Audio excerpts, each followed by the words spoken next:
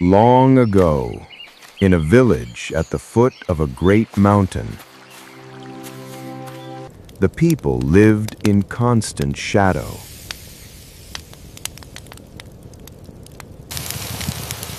They believed a massive, terrible monster lived at the summit. No one had ever seen it clearly, but they saw its silhouette through the clouds and heard its roars in the wind. This fear made the villagers timid. They never traveled far, and they spoke only in whispers.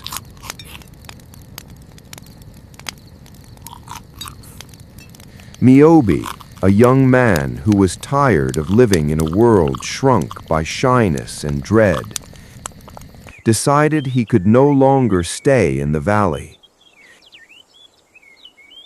He told the elders, "I am going to face the monster. Either I will defeat it, or the village will finally know its fate." Miobi began to ascend the mountain, where it was said a massive, terrible monster lived at the summit. The climb was a grueling 2-day struggle. Dense, ancient forests tangled around his ankles like reaching hands, and jagged obsidian rocks blocked his path. Throughout the long trek, Miobi always heard the monster's roar, a sound that seemed to vibrate the very marrow of his bones. At night, sleep offered no refuge. In his dreams, the monster took shape, a shifting mass of teeth and claws, larger than the mountain itself. By the time he reached the summit on the second day, exhaustion had replaced his resolve with a cold, hollow dread. As he crested the peak, the sky turned the color of a bruised plum. A violent thunderstorm erupted. Before him sat the gaping mouth of the cave where the monster dwelt within, but also the only shelter from the lethal storm. Miobi stood on the threshold, trapped between a death by the storm or a death by the demon. Run! Run quickly! He decided to step into the dark cave, hoping he would not come face to face with the monster. The moment he stepped inside, his heart froze. In the flickering gloom of the cave's depths, he saw a massive, towering figure. It stood nearly as tall as the ceiling, with long, spindly arms reaching out. The mountain demon, the man thought, his blood turning to ice.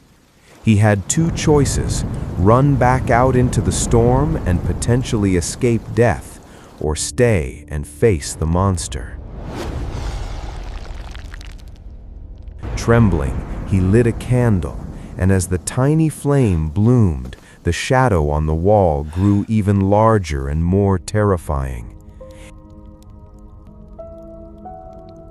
Every time the man took a step forward, the demon seemed to reach out its twisted limbs to snatch him.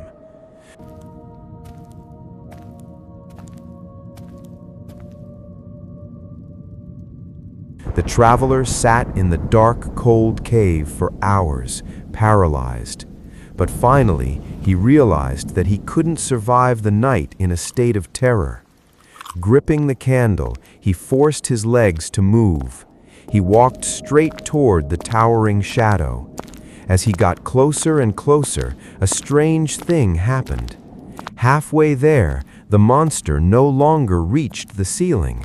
The monster now looked no bigger than a man.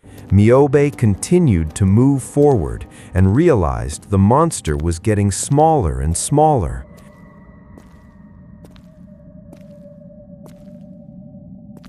The long arms were merely old, gnarled tree roots hanging from a crack in the ceiling. With just a few feet to spare, Myobe looked around, confused. He saw nothing but a tiny, wrinkled toad sitting on a flat stone. Myobe approached the toad, his sword trembling. "Are you the monster that has terrified my people for generations?" he whispered. The toad croaked softly, "I am." Myobe was stunned. "How can you be the monster? You are so small. What is your name?" The toad looked up with ancient, weary eyes and replied, "My name is Fear."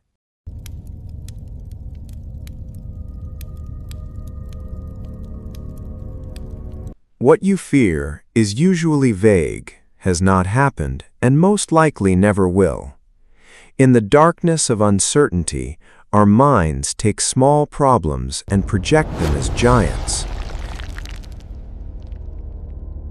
The fear of suffering is worse than suffering itself.